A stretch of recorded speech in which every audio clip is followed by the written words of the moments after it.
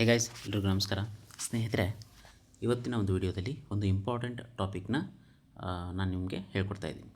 ನೋಡಿ, calculate height of the building using stone. ಒಂದು ಬಿಲ್ಡಿಂಗ್ನ ಹೈಟ್ನ ನಾವು ಒಂದು ಸ್ಟೋನ್ ಮುಖಾಂತರ ಕಂಡುಹಿಡಿಯಬಹುದಾ? ಸ್ನೇಹಿತರೆ, ಇದಕ್ಕೆ ಸಂಬಂಧಪಟ್ಟಂತೆ ಒಂದಷ್ಟು ಇನ್ಫಾರ್ಮೇಷನ್ನ ಇವತ್ತಿನ ವಿಡಿಯೋದಲ್ಲಿ ನಾವು ನೋಡೋಣ.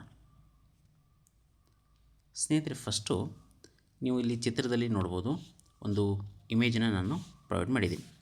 ಒಂದು ಬಿಲ್ಡಿಂಗ್ನ ಕೊಟ್ಟಿದ್ದೀನಿ. ಈಗ ಈ ಬಿಲ್ಡಿಂಗ್ನ ಹೈಟ್ನ ನಾವು ಕಂಡುಹಿಡಬೇಕಾಗಿದೆ.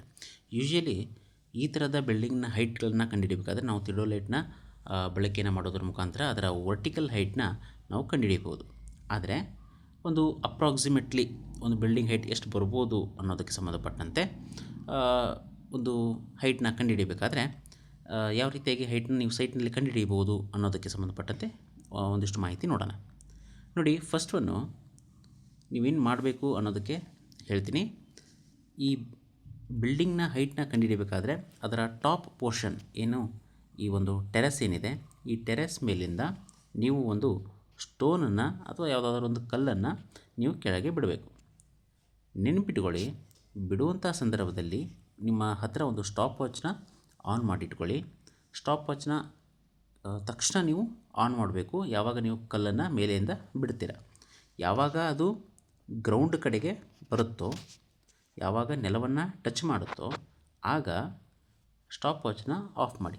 ಈ ರೀತಿಯಾಗಿ ಒಂದು 3 ಸ್ಯಾಂಪಲ್ಗಳನ್ನ ತೆಗೆದು ಆ್ಯಾವ್ರೇಜ್ನ ತೆಗೆದುಕೊಂಡು ಇಟ್ಕೊಳ್ತೀರಿ. ಅಂದರೆ ಅಲ್ಲಿ ನಿಮಗೆ ಟಿ ಬರುತ್ತೆ, ಅಂದರೆ ಟೈಮ್ ಇನ್ ಸೆಕೆಂಡ್ಸ್. ಓಕೆ, ಇದಾದ ನಂತರ ಈ ಒಂದು ಫಾರ್ಮುಲಾದಲ್ಲಿ ಅವುಗಳನ್ನು ಅಪ್ಲೈ ಮಾಡ್ತಾ ಹೋಗೋಣ.